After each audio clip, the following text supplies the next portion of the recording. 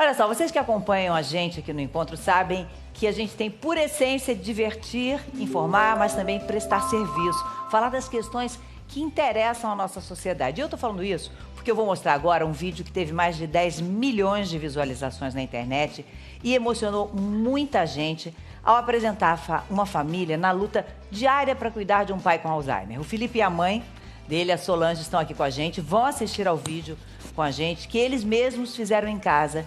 E esse vídeo revela como o comportamento do seu Ivo mudou depois que ele passou a se tratar com um medicamento à base de um derivado da maconha.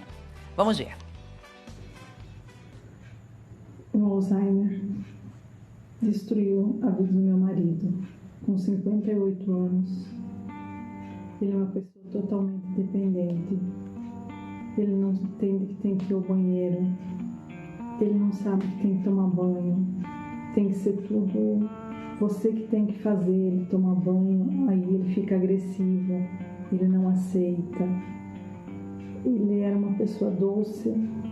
Hoje tem momentos que ele está feliz e do nada ele se transforma, ele te agride, ele fica violento.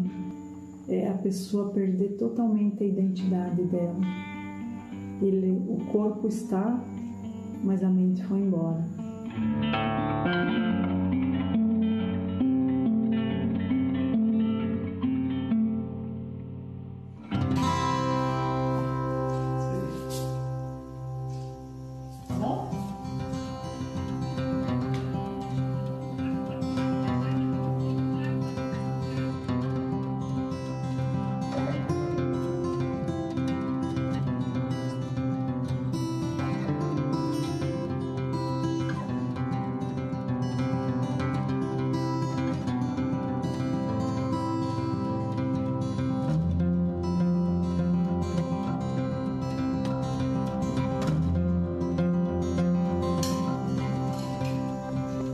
Aí, ó, meu amigo. Bichão comendo. Sente e come com gosto agora, sem dó, né não, mãe? Meu prato fica feliz.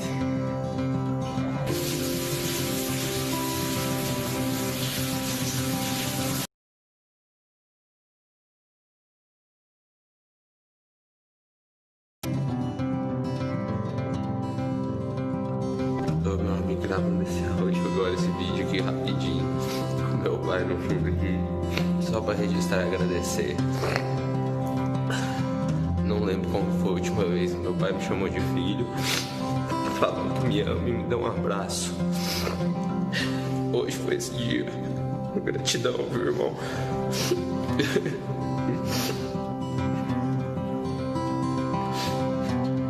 E o humor dele tá muito melhor também.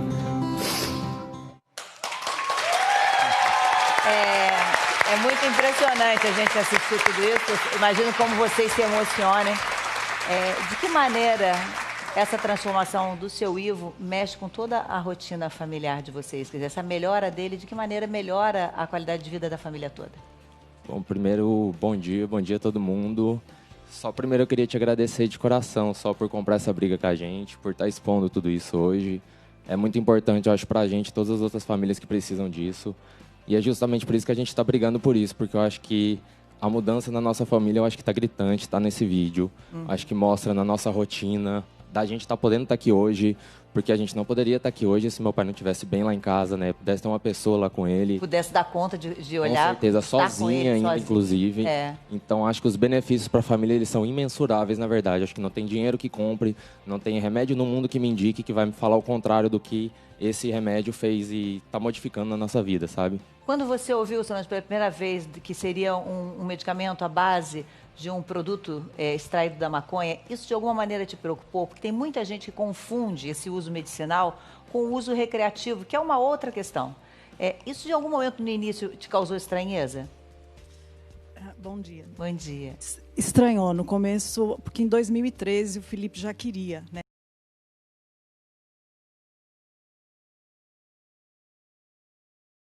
Poder ter acesso a isso, porque nós não conhecíamos ninguém que mexia, né? E de momento eu não quis naquela época por medo. Me arrependo. Me arrependo porque ele poderia não ter chegado no grau que ele chegou, se tivesse feito alguma coisa lá atrás. Aham. E aí, quando ele falou de novo, já com acompanhamento médico, com uma associação nos ajudando, aí não tive dúvida. E o que a gente estava passando todo dia não é vida para ninguém, nem para o paciente e nem para a família. Doutor Eduardo Faverê, em que situações o médico hoje no Brasil já prescreve o uso do canabidiol? Bom, a Anvisa permite que você prescreva, que o médico prescreva para o uso compassivo, ou seja, quando os outros remédios não deram conta. Né? Já existe registro para a esclerose múltipla, né? Um remédio que é equilibrado de THC e CBD, os dois principais componentes. Né? Só para THC é o componente psicoativo. O canabidiol também é psicoativo, só que no sentido de relaxar, de deixar mais tranquilo. Né? Então, na verdade, as prescrições têm sido bem variadas. As principais são a epilepsia, a dor crônica, que é muito eficiente, o câncer, seja como tratamento coadjuvante para evitar os efeitos da quimioterapia, né? A náusea, vômito e a falta de apetite, né? E a depressão. Mas também, atualmente, o autismo é um grande boom, assim como o Alzheimer, né? Por conta do efeito anti-inflamatório muito potente. E o nosso sistema endocannabinoide está lá desde o início, na formação do nosso cérebro, e até quando tem um pico na adolescência. Que sistema, só esclarecer para quem não entende, que sistema já está presente no nosso cérebro? É o sistema endocannabinoide, são os nossos canabinoides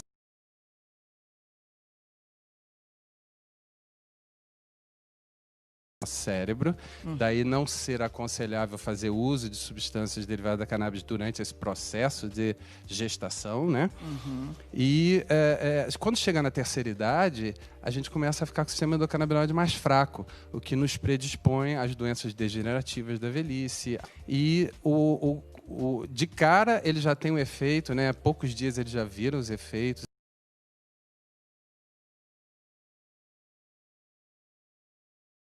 do meio ambiente, né? O humor, mas em seguida você tem a desinflamação do cérebro, que é essencial e que os remédios atuais não vão nessa questão, só buscam modular os neurotransmissores que estão faltando, né? Pulam a gênese de novos neurônios na área de memória, que acaba sendo interrompido com o ambiente inflamatório. Então a cannabis, além de desinflamar, além de melhorar o apetite, além de melhorar o humor, que são coisas independentes, ele também estimula fatores neurotróficos, ou seja, a pessoa voltar... Reativa a memória. Reativa a memória. Vocês perceberam isso, a melhoria dele? Nossa, nossa, em tudo, de principalmente... reconhecimento de vocês? Assim, ele não... Tem vezes que ele reconhece, tem vezes que não, mas só o fato do humor e ele dormir, porque ele não dormia. Ele não dormia à noite. Agora ele dorme a noite inteirinha. Quando você leva ele para a cama... Por exemplo, na hora do banho, ele não entendia a necessidade do banho, né? Não entendia, porque por isso havia revolta e devia haver um sofrimento para aquele paciente também, que não tá... Ele devia entender aquilo quase como uma agressão a ele, não é? Sim, é uma pessoa perdida, infelizmente, né? Não sabe o que ele está fazendo.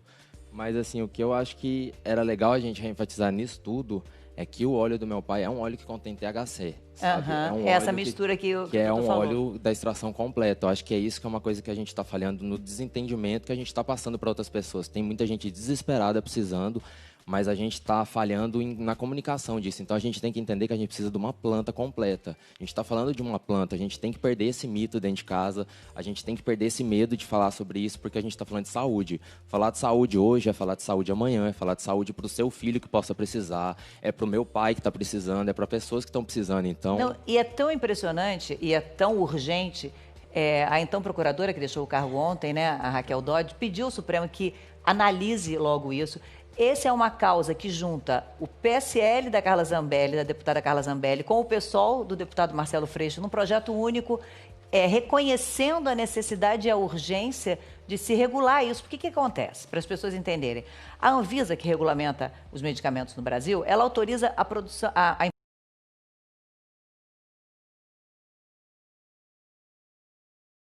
sendo desenvolvido. E caríssimo, né? E são muito caros. Muito o que precisa? Precisa de uma autorização para que esses medicamentos sejam produzidos aqui, pelo que eu entendi, não é, doutor? Na verdade, ela autoriza a importação de produtos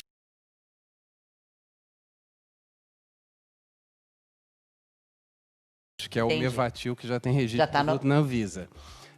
Não autoriza, por exemplo, você importar o óleo que eles estão usando. Completo. Completo o óleo, não. porque você tem diferentes plantas dentro da cannabis, né? Então, plantas que são ricas em THC e tem quase nada que é mais usado recreativamente, mas que tem efeitos medicinais também.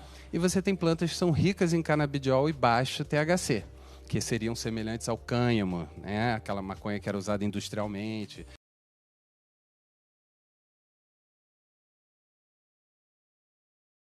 Usado, inclusive, medicinalmente, até o início desse século. A gente é que resolveu proibir, e com o proibicionismo veio toda essa violência, veio toda essa dificuldade de fazer pesquisa e a dificuldade ao acesso dos pacientes. Então, agora é um momento de uma releitura, né? Tem duas pessoas aqui na plateia que tinham dúvidas e que eu achei muito interessante, porque é exatamente o que acontece. As pessoas ouvem falar, mas não tem possibilidade de tirar a dúvida delas. Deixa eu ver aqui. A Ana Cristina, né, Ana?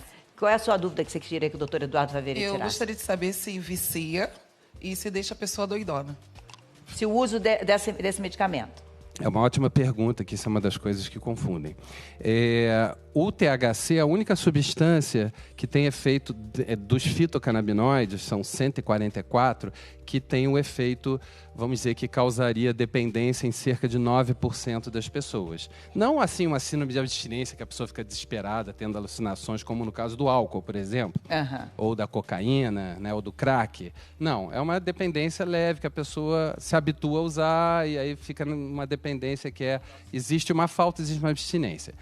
Nas pessoas que usam cannabis medicinal, você poderia ter isso também se ela fizer o uso só do óleo de THC. Eventualmente a pessoa pode gostar, se habituar e ter dificuldade, vamos dizer, em largar. No entanto, dentro da cannabis, o canabidiol, ele tem efeito anti-adição. Ele reduz a vontade da pessoa de fumar cigarro, fumar maconha, inclusive. Isso foi descrito pelo imperador chinês, Shen Nung, há quase 5.000 anos atrás, que tinha o princípio dual do yin e do yang. Então, o canabidiol é anti-adição. Se você tem um óleo que é rico em canabidiol e baixo em THC, zero risco de adição. Adição quer dizer de viciar. Viciar. Quando você passa a barreira do meio a meio, começa a ter mais THC do que canabidiol, em tese você começa a ter algum risco. Mas eu te digo que nos já mais de 1.000 pacientes que a gente não teve zero problema com adição, com a pessoa ter, não algum é um tipo problema de dependência, na prática, realmente. Até porque a gente tem o canabidiol que pode equilibrar e individualizar para combater, entre aspas, pessoa. né? Exato. Vamos ouvir a Nancy aqui que também. Ah, não, Nancy não, perdão. Michele, cadê a Michele? Michele, qual é a sua dúvida, Michele? Bom dia a todos. Bom dia. Minha avó, ela tem há 6 anos o estágio da demência avançada. E eu gostaria de saber se ela, usando o uso do canabidiol, ela consegue reverter o quadro dela. Então, essa questão de reversibilidade, você vê que ela é parcialmente reversível até um certo ponto, em que você desinflama, melhora a cognição, o humor, o sono, o apetite, uma série de coisas. Mas tudo vai depender também da fase da doença que você começa a tratar. O problema do Alzheimer, do Parkinson, é que eles começam 20, 25 anos antes. Então, quando a pessoa já está no estágio avançado da doença, já tem uma perda neuronal grande. Então, você vai ter os benefícios de uma desinflamação, vai ter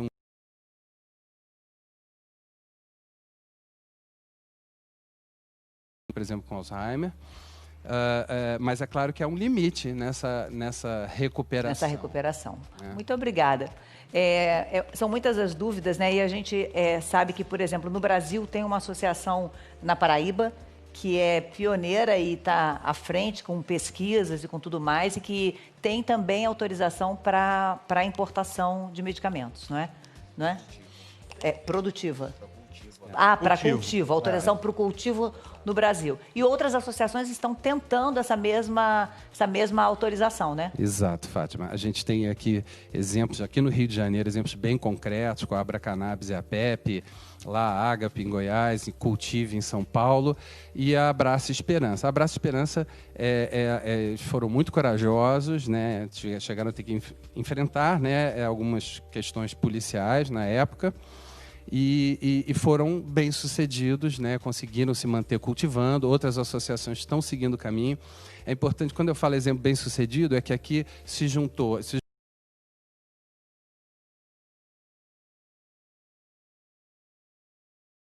da Fiocruz e ofereceram para as pessoas que fazem o seu próprio remédio a possibilidade de dosar quanto tem de canabidiol, quanto tem de THC, se tem metal pesado, se tem agrotóxico, se tem contaminação por fungo ou bactéria. Ou seja, se permitiu que um cultivo caseiro orientado por médico, farmacêutico, sim, com prescrição, e um biólogo, com prescrição, só pessoas com prescrição e autorização, passassem a ter um cultivo qualificado, saber quanto que eu estou produzindo aquele...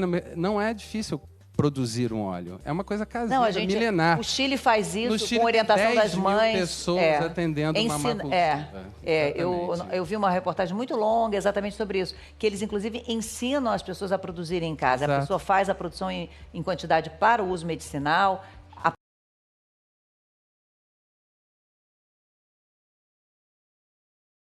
Em que, do jeito que está hoje em dia, pouquíssimas pessoas têm dinheiro para fazer uma importação. Exatamente, né? Fátima. Exato. Bom, eu encontrei o Felipe no show, acho que em Goiânia, não lembro, né? Ele contou a história dele. Eu também compartilhei da minha, eu passei por uma crise de depressão e me aconselharam o óleo, eu comecei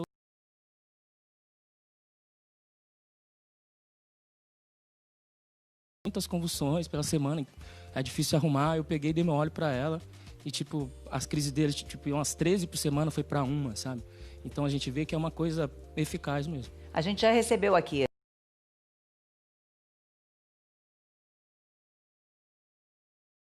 Aí, quando ele veio, ele já tinha conseguido a autorização, porque hoje as autorizações são individuais. Você não consegue uma autorização de importação que atenda a um grupo, não tem uma ação coletiva. Não é ação coletiva. Individualmente, esse pai conseguiu.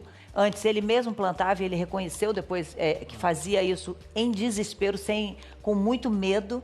Né? Mas quando ele conseguiu essa autorização, as crises da menina, que eram 60 crises no dia, hoje são esporádicas, semanais. Impressionante. Só que as crises destroem neurônios, que depois você não tem uma recuperação. Então, assim, a urgência é muito grande. As pessoas estão muito desesperadas. E a questão do custo, né, doutor? Que é muito caro. Então, o potencial terapêutico da cannabis, a gente citou algumas coisas, mas, por exemplo, nas principais questões de saúde da humanidade, a cannabis tem um papel importante. Por exemplo, obesidade. O canabidiol ajuda a perder peso, diminui a resistência periférica da insulina.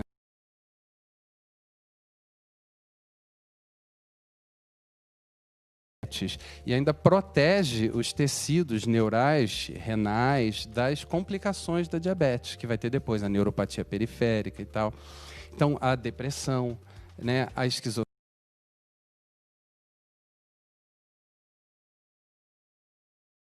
muito grande.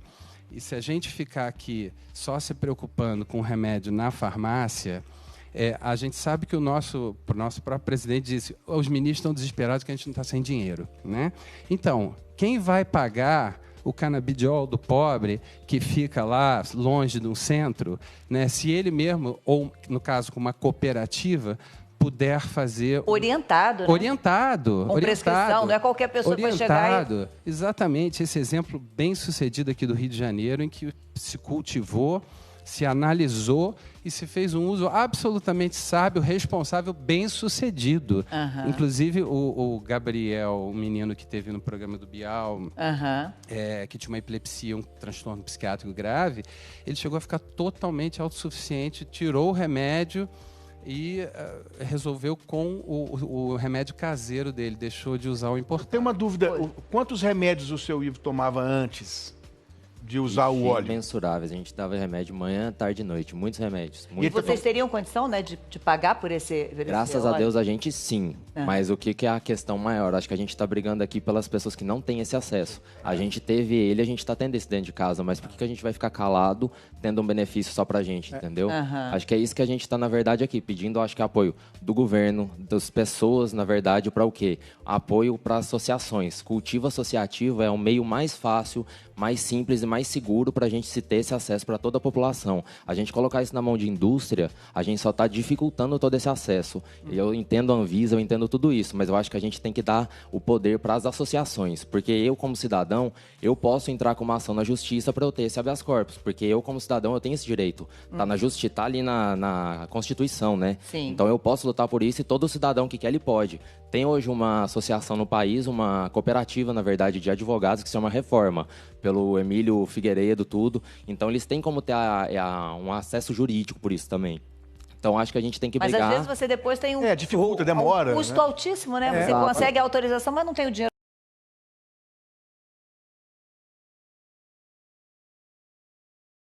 Exatamente. É um absurdo total a gente não cultivar aqui. Nos Estados Unidos, eles chamam de tsunami, green tsunami, né? Tsunami verde. Você gera impostos, a gente estaria conseguindo fazer uma reforma agrária, sabe? Com pequenos cultivadores. Tem projeto aqui no Rio, com parceria do Embrapa, do Instituto Vital Brasil, da Fiocruz. Você qualificaria pequenos agricultores para produção. Então, essa é uma geração de outras indústrias, incubação de empresas. É uma coisa assim... E a gente, numa crise econômica, mandando dinheiro, comprando remédio dolarizado. E é um negócio assim. Então, para as pessoas terem uma ideia, os remédios podem variar. 7 mil, 2 mil que tem para 3 doses, 5 mil, dependendo para um mês. Quem é que pode pagar isso para um mês? E, Fátima, o cultivo cooperativo, associativo, ele desonera o Estado. Na hora que você permite que simplesmente as pessoas vão arcar com o custo de uma luz eventual, de alguma coisa, de um equipamento, alguma coisa Mas é muito mais baixo do que o valor. Muito mais baixo. Nem compara, né? Isso, você pode fazer inclusive outdoor, né? Então, assim, na verdade, você desonera. A pessoa deixa de precisar do remédio para dor, deixa de precisar de um remédio para diminuir remédio para câncer, para epilepsia. O Ivo, ele toma só um medicamento e tudo que ele tomava, ele só toma o óleo. Só. É só o óleo hoje. Só o óleo. Ele não tinha nenhum outro problema de saúde, a não ser o que vinha derivado do Alzheimer, né? Uma coisa só que eu queria falar é porque quando a gente pensa, o que vai ser melhor para nossa saúde? Pegar uma laranja do pé ou uma laranja que veio da China? É a mesma coisa se fosse. Por que adianta eu colher uma coisa que está lá fora, sendo que eu posso colher aqui do meu lado isso? Qual que é o melhor remédio, entendeu? Eu volto a falar porque, assim, tem uma discussão sobre a liberação do uso da maconha. Essa é uma outra discussão, gente. E não é esse momento que a gente aqui está discutindo. A gente está discutindo do uso medicinal, e que é importantíssimo e que está lá. Já tem 3 projetos no Congresso. Tem um pedido de urgência para isso. E eu vou pedir para a gente de novo colocar aqui o telão com as doenças, por favor, que são atendidas, só para as pessoas visualizarem. Olha só, uso medicinal. Quadros de demência como Alzheimer, síndromes genéticas, vários tipos de câncer, epilepsia, quadros graves de AIDS e outras infecções, paralisia cerebral, até mesmo a dependência da cocaína e do crack. E afora o impacto na saúde, também, nesses casos gravíssimos, traz uma desagregação familiar. Não é apenas uma pessoa que adoece, é a família inteira que adoece. No caso ali, é como se a mente dele tivesse evadido. Ido embora. Ido embora. Alma, Na hora que ele começou a aplicar o tratamento, é como se a alma tivesse voltado. É muito impressionante, porque o olhar muda, né? Eu vejo os vídeos dele, é impressionante a evolução do seu Ivo, depois ele começou a usar o óleo. É impressionante. De repente a mente não voltou, mas a alma sim. Sim, mas a família também mudou. Mas a evolução está continuando, entendeu? A gente está dando e a evolução vai ainda. Lógico que não é de uma forma rápida, a gente não está esperando isso, mas só da qualidade de vida que a gente tem dentro de casa, né? Paz, né? Com certeza. Uma coisa só que eu queria até citar, com vocês falaram das doenças, queria até citar, porque a gente tem vários tipos de tratamento com cannabis, entendeu? A gente não pode olhar a cannabis somente como um óleo. A gente tem a forma in natura dela para alimentação, que é muito tem muita proteína, tem muita coisa. Eu sou paciente de leucemia, eu trato com cannabis também, eu trato com óleo, eu trato com ela in natura também. Eu preciso disso, eu só tô aqui hoje por conta disso. Então eu peço para as pessoas abrirem a cabeça, entendeu? Não olhar a maconha mais como uma droga. A droga depende do que a gente faz com ela. Depende de cada um. O que faz com o álcool, o que faz com o açúcar, o que faz com tudo. Então eu só tô pedindo para deixar a gente como paciente tratar a nossa doença em paz, porque eu não queria estar aqui. Eu acho legal a gente estar aqui nesse programa ao vivo, mas eu não precisaria estar fazendo isso para gritar por saúde, saca? Eu não quero estar fazendo isso, eu quero estar em casa, eu quero estar bem, eu quero estar cuidando do meu pai, eu não preciso estar me expondo para isso, eu não preciso estar expondo a vida da minha família para ter que lutar por saúde, sabe? Então... Mas eu te agradeço muito a confiança de vir até aqui, porque vocês estão tendo voz para falar por muita gente que a gente não sabe nem onde está. Né? Só por isso que a gente está aqui hoje. Chegaram mensagens, só um minutinho, doutor, aqui pra gente, olha, da Ricarda. Parabéns por trazer esse discurso no programa. A maconha medicinal é vida. Tem um filho TEA, que faz uso há 2 anos e só tivemos ganhos em seu desenvolvimento. É transtorno do espectro autista. Espectro autista, né? Só tivemos ganhos em seu desenvolvimento. Conseguir ouvir meu filho me chamar de mãe com 8 anos de idade após o uso da cannabis. Isso é muito emocionante. É muito revolucionário para mim. Assim, eu estou aqui nesse programa há 7 anos. Eu vou te falar que nesses 6 anos que eu uso a cannabis medicinal, é muito emocionante você ver essas histórias, porque pais que nunca dormiram com uma criança com transtorno de espectro autista, que a criança grita durante a noite e a polícia vai lá porque os vizinhos denunciam, que não consegue ninguém para cuidar da criança, que a criança não se desenvolve. Então, assim, você vê a criança melhorando muito e, às vezes, até saindo do espectro autista. Dependendo do nível que ela tenha, né? Dependendo do nível, dependendo do momento que você trata. Tudo tem essa questão. Então, E, Fátima... Só vou ler mais uma mãe aqui, a Sandra. Olha, tem uma filha com síndrome de Angelman. É Angelman, doutor, que fala? Angelman. E aguardo ansiosamente pelo medicamento canabidiol. Pelo amor de Deus. Porque tanta burocracia e preconceito. É desumano. Tem quantas outras pessoas estão em casa? Eu acho que essas palavras, burocracia e preconceito, elas se ajudam para piorar. O preconceito é uma burocracia interior. E, Fátima, eu gostaria de pedir aqui que as autoridades se sensibilizassem, que saúde é tudo numa família. E que eles não olhassem partido, não olhassem rivalidade nenhuma e se unissem.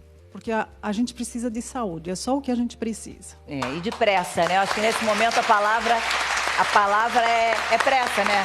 Quem tem qualquer pessoa em casa com uma doença como essa e que sabe o quanto mexe com todo mundo, né? Porque muitas vezes um não pode trabalhar, as pessoas têm que alguém ficar cuidando daquela pessoa. Quer dizer, são tantos aspectos que envolvem, né, a desorganização ali daquele núcleo, né, que modificaria muito. Mas eu tenho muita esperança que diante desse pedido de urgência e diante dessa junção de lados opostos, que a gente possa realmente caminhar nesse E a saúde sentido. não espera, é desespero, gente. Vocês não têm noção do que as pessoas pedem pra gente. A luta é contra o tempo. Se a gente olha essas imagens, né? Olha só, você certamente não reconhecendo seu pai, que nunca foi agressivo. E aí depois você olha e vê, quer dizer, quantas pessoas hoje estão em casa com um paciente que não tem nem ideia do que está acontecendo, né, gente? A gente recebe mensagem todo dia no nosso próprio Instagram do Curando Ivo, que a gente tenta passar mensagem todo dia, gente pedindo remédio, falando que apanha do pai, gente falando gratidão por ter me dado esperança, mas infelizmente meu pai faleceu, não deu tempo, justamente por conta de toda essa dificuldade que a gente tem. As pessoas precisam desse acesso e a gente, por hipocrisia, está prejudicando um monte de gente que precisa de saúde. E isolamentos forçados. Quantas famílias não isolam o paciente por não ter como lidar com a situação? A gente estava nesse ponto antes de entrar com o óleo completo. A gente estava no ponto de pensar em internar, porque já estava perigoso dentro de casa. Meu pai já tentou enforcar minha mãe, já teve muita coisa dentro de casa, entendeu? Então, e ele não tinha conhecimento, né? Não tinha entendimento nenhum. Que a gente está aqui agora, gente, por que a gente fala que isso é droga ainda, sendo que está tratando e melhor?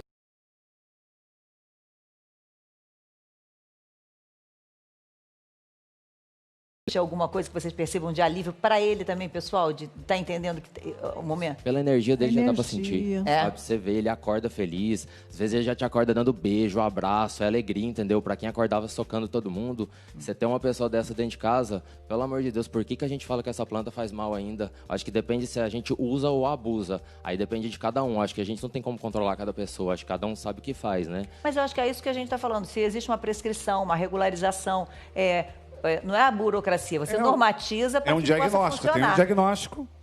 E até mesmo, né, é preciso dizer que nesse regime proibicionista que a gente vive, é aí que gera a violência, é aí que gera o consumo de uma cannabis que é cheia de agrotóxico, ou seja, a pessoa não tem nenhum controle de qualidade. Então, os nossos jovens, adultos, eles estão fumando uma cannabis, uma maconha, que pode estar cheia de agrotóxicos, como já tem nos alimentos, né? Quer dizer, o governo libera 200 e não sei quantos agrotóxicos em menos de 6 meses, que fazem mal sem nenhuma base para fazer isso.